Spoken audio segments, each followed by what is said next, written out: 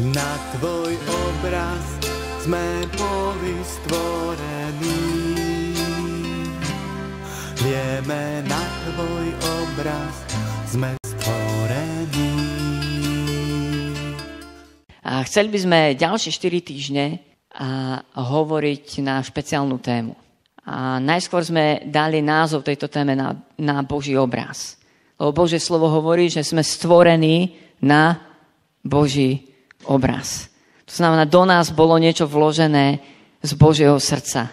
Sme stvorení pre spoločenstvo s Bohom a sme stvorení pre Boží plán s našimi životmi. A my vás chceme veľmi pozvať, aby sme tie nasledujúce 4 týždne sa na to naozaj zamerali a urobili ich týždňami, že budeme vážne hľadať, prehodnocovať ten Boží zámer, pre ktorý sme tu.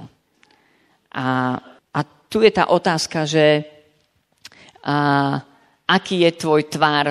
Som si pomohol slovičkom tvár, lebo ak sme boli do dnešného dňa formovaní nejakým spôsobom, tak je dobre sa zamyslieť, aká je moja súčasná podoba, môj tvár.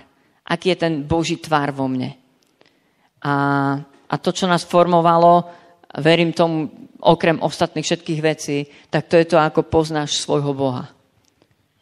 Kto je tvoj Boh?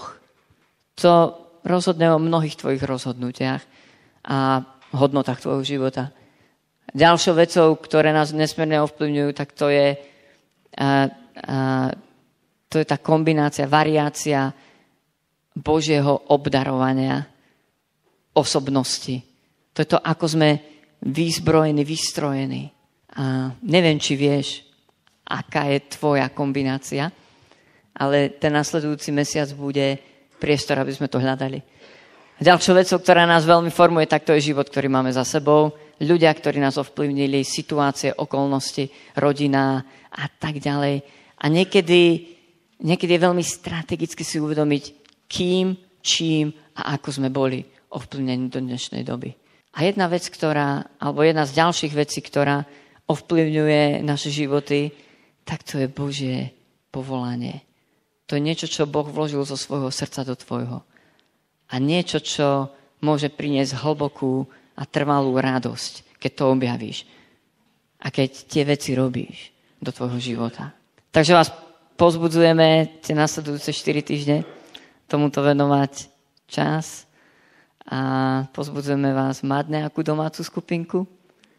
A povzbudzujeme vás nájsť aspoň jedného človeka, s kým budeš môcť všetky tieto veci zdieľať a prechádzať také osobné otázky, ktoré možno zaznejú.